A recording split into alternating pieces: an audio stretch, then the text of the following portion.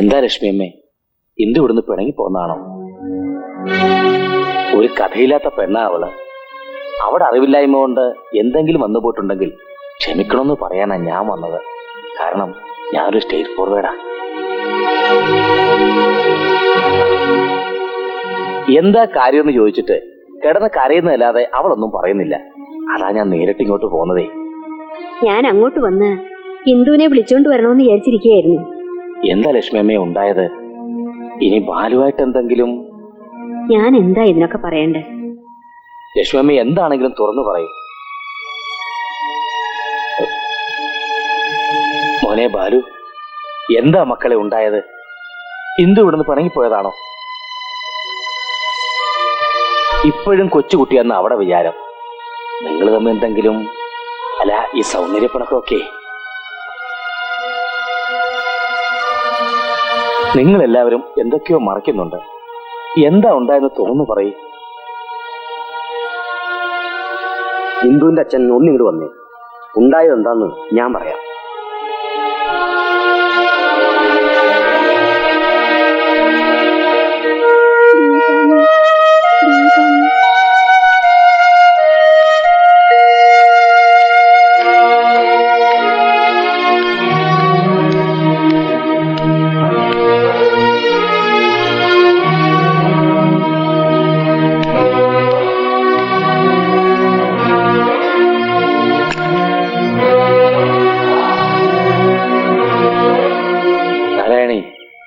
കുറച്ച് വെള്ളം.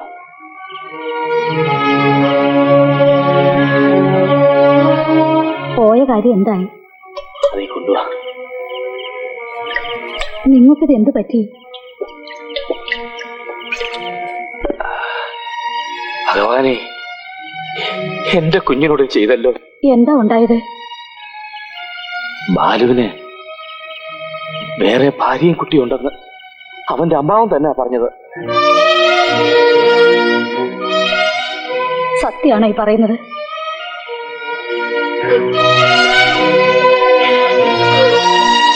ത്രിസന്ധ്യ പോലെ സത്യം. കണ്ടിടത്തൊക്കെ ഭാര്യ കുഞ്ഞുള്ളൊരുത്തന്റെ കൂടെ എന്റെ മോളിനി കഴിയണ്ട. ഇതേപ്പറ്റി വിശദമായി ഒന്ന് അന്വേഷിച്ചിട്ട് പോരെ ഒരു തീരുമാനം? എല്ലാം മനസ്സിലാക്കി നാരായണി. എന്റെ കുഞ്ഞിന്റെ കാര്യത്തിൽ ഞാൻ സ്റ്റേറ്റ് ഫോർവേഡാ. ഒരു നാടകക്കാരി അവന്റെ ആദ്യ ഭാര്യ. നേരെ ഒന്ന് വെളുക്കട്ടെ, അവളെ കൂടി കണ്ടിട്ട് ഞാൻ ചിലതൊക്കെ തീരുമാനിക്കും.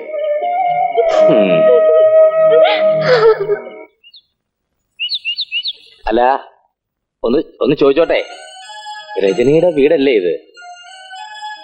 അതെ. ആരാ? ഞാൻ നാരായണൻ നായര്. മോളാണോ രജനി? അതെ, ഞാൻ തന്നെ. കയറിയിരിക്കൂ. ഈ വീട് കണ്ടുപിടിക്കാൻ ഞാൻ ഒത്തിരി ബുദ്ധിമുട്ടി. എന്താ വിശേഷിച്ച്? നാടകക്കാരി വല്ലതും പറയാനാണെങ്കിൽ അമ്മാവൻ വരട്ടെ. കുടിക്കാൻ എന്തെങ്കിലും? ഒന്നും വേണ്ട മോളെ. ഞാൻ മോളോട് ചില കാര്യങ്ങൾ ചോദിച്ചറിയാനാ വന്നത്. ആകാശവാണിയിലെ ബാലേന്ദ്രൻ മോളുടെ ആരാ? ഞാൻ ജീവിതത്തിൽ സ്റ്റേറ്റ് ഫോർവേഡാ, അതുകൊണ്ടാ തുറന്നു ചോദിക്കുന്നേ. അവൻ നിന്റെ ആരാ? എന്റെ കുഞ്ഞിന്റെ അച്ഛൻ. എന്താ ചോദിക്കാൻ കാര്യം?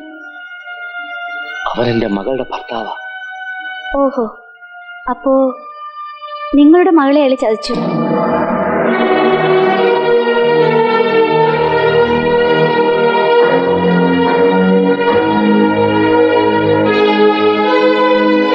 ഒരു കാര്യം തുറന്നു ചോദിക്കുന്നതിൽ മോള് തെറ്റിദ്ധരിക്കരുത്. നിന്നെ കൊണ്ട് ആരാ ഇതൊക്കെ ചെയ്യിക്കുന്നത്? പണത്തിന് വേണ്ടിയാണെങ്കിൽ എത്ര പണം വേണമെങ്കിലും ഞാൻ തരാം. ഇല്ലാത്തതൊക്കെ പറഞ്ഞ് എന്റെ മോളുടെ ജീവിതം തകർക്കരുതെന്ന് ഒരു അപേക്ഷ എനിക്കുണ്ട്. പണത്തിന് വേണ്ടി മാത്രം വേഷം കെട്ടുന്ന ഒരു നാടകക്കാരിയാണ് ഞാനെന്നായിരിക്കും സാറ് കരുതുന്നത്.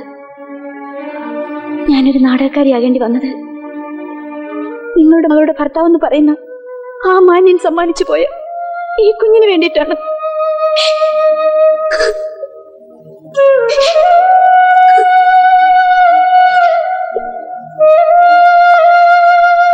സാറിന് ഞാൻ പറയുന്നത് സത്യമാണെന്ന് വിശ്വസിക്കാനാവുന്നില്ല അല്ലേ?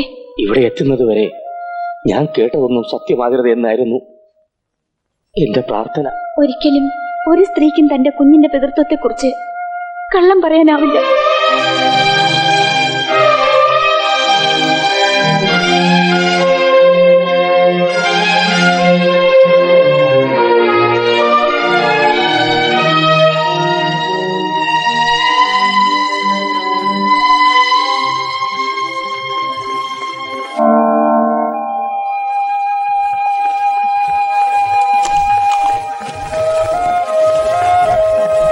ആകാശവാണി തൃശൂർ.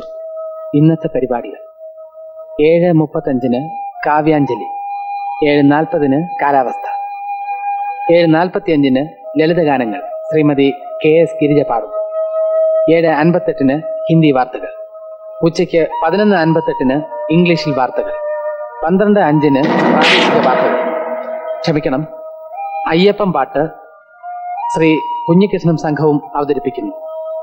12:30 പ്രാദേശിക വാർത്തകൾ, 12:40 ക്ഷമിക്കണം 12:30 പ്രാദേശിക വാർത്തകൾ, 12:40 മാപ്പിളപ്പാട്ടുകൾ, 1:10 ചലച്ചിത്ര ഗാനങ്ങൾ.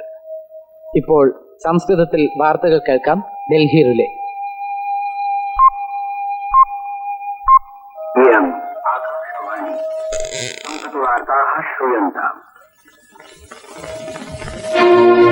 നീ എന്താ നാരായണി ഈ പറയുന്നത്? അവനുമായിട്ട് ഒരു ബന്ധവും ഇല്ലാതെ ആ പെണ്ണ് ഇങ്ങനെയൊക്കെ പറയുവോ?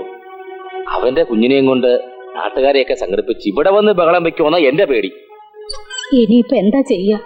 നാട്ടുകാരൊക്കെ അറിഞ്ഞാ? നാട്ടുകാരൊന്നും അറിഞ്ഞില്ലെന്നാണോ നീ വിചാരിക്കുന്നേ? ഇനി നമ്മളോട് ആരും ചോദിക്കുന്നില്ലെന്നേ ഉള്ളൂ.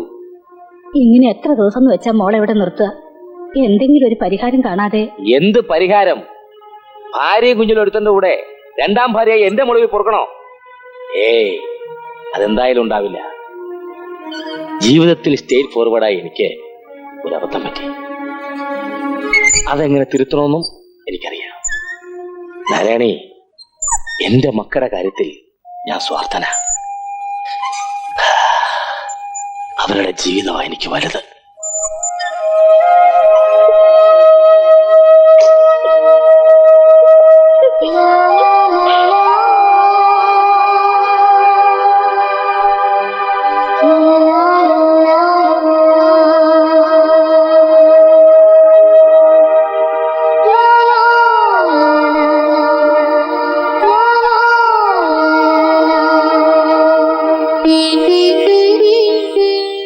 മോനെ, നീ ഇങ്ങനെ വിഷമിച്ചിരുന്നിട്ട് എന്താ കാര്യം?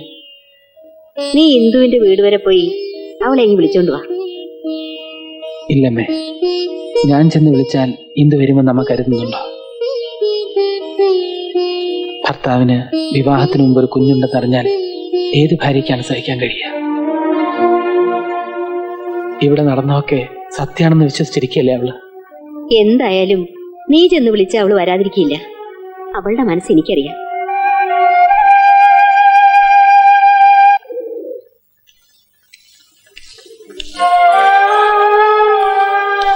അച്ഛാ, ദേ ബാലേട്ടൻ വരുന്നു.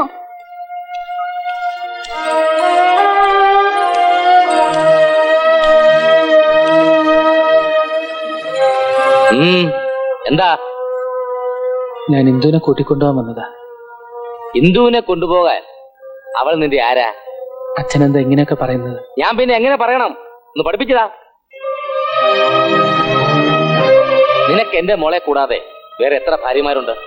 ഒന്നറിയാൻ വേണ്ടി ചോദിച്ചതാ. ഞാൻ മനസ്സാ വാച അറിയാത്ത കാര്യമാണിത്. നിങ്ങൾ എല്ലാവരും കൂടി എന്നെ ഇങ്ങനെ വേദനിപ്പിക്കരുത്. ആഹാ, നിനക്ക് വേദനിക്കുവോ? അതിപ്പോഴാ ഞാൻ അറിഞ്ഞത്.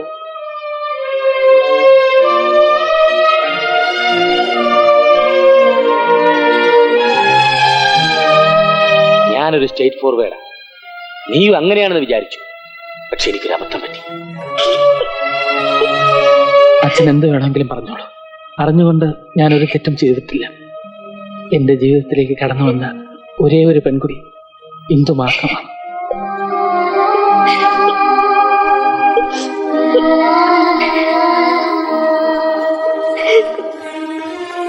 എന്താ നോക്കുന്നത്? എന്റെ മോൾക്ക് സന്തോഷിക്കാനുള്ള വകയല്ലേ നീ ഉണ്ടാക്കി വെച്ചത്? അവളെ പൊന്നുപോലെ ഞാൻ വളർത്തിയത്. നിനക്കറിയോ, അവളുടെ കണ്ണ് നിറഞ്ഞാൽ എന്റെ നെഞ്ചാ ഒരുക്കുന്നത്. ഓർത്തോ നീ?